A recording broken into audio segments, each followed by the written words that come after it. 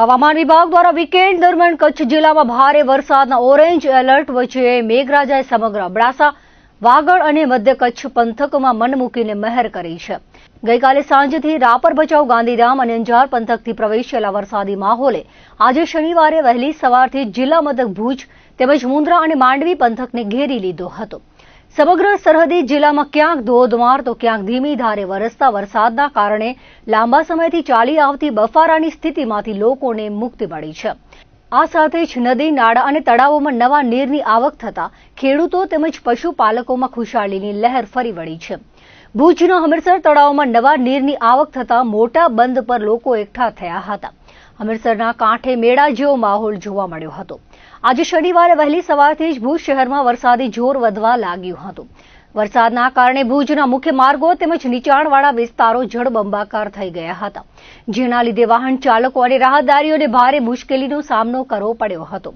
માંડવી તાલુકાના કાંડાગરા, સિરાજા, ડેપા, રામાણીયા, ભુજપુર, ગેલડા, ઝરપરા, ધ્રબ, ભદ્રેશ્વર, વાંકી ફાચરિયા સહિતના ગામોમાં સવારથી ઝાપટા સ્વરૂપે વરસાદ વરસ્યો હતો. તો મુન્દ્રા શહેર અને તેના ગ્રામ્ય વિસ્તારોમાં પણ વહેલી સવારથી જ મેઘરાજાએ પધરામણી કરી હતી.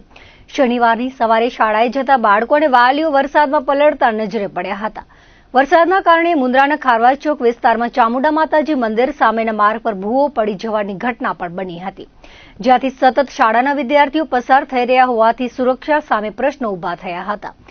મુન્દ્રા સહિત આસપાસના વિસ્તારોમાં ધીમી ધારે વરસાદી માહોલ જળવાઈ રહ્યો હતો. માંડવી તાલુકાના કાંડાગરા, સિરાજા, ડેપા, રામાણીયા, ભુજપુર, ગેલડા, ઝરપરા, ધ્રબ, ભદ્રેશ્વર, વાંકી ફાચરિયા સહિતના ગામોમાં સવારથી ઝાપટા સ્વરૂપે વરસાદ વરસ્યો હતો. જ્યારે રાપર તાલુકામાં આવેલા ફતેહગઢ જળાશયમાં ઉપરવાસમાંથી વરસાદી નીરની આવક વધતા ડેમ છલકાયો છે. જળાશય ઓવરફ્લો થવાના કારણે ફ્લડ મેમોરેન્ડમ 2026ની માર્ગદર્શિકા મુજબ રાપર તાલુકાના નીચાણવાળા વિસ્તારમાં આવેલા ગેડી અને ફતેહગઢ ગામોને સાવચેત રહેવા સૂચના આપવામાં આવી છે. પરિસ્થિતિ પર સતત નજર રાખવા અને જરૂરી તકેદારીના પગલાં લેવા માટે કચ્છ જિલ્લા કલેક્ટર, નાયબ કલેક્ટર, રાપર મામલતદાર તથા સ્ટેટ ફ્લડ કંટ્રોલ રૂમને વિધિવત માહિતગાર કરવામાં આવ્યા છે.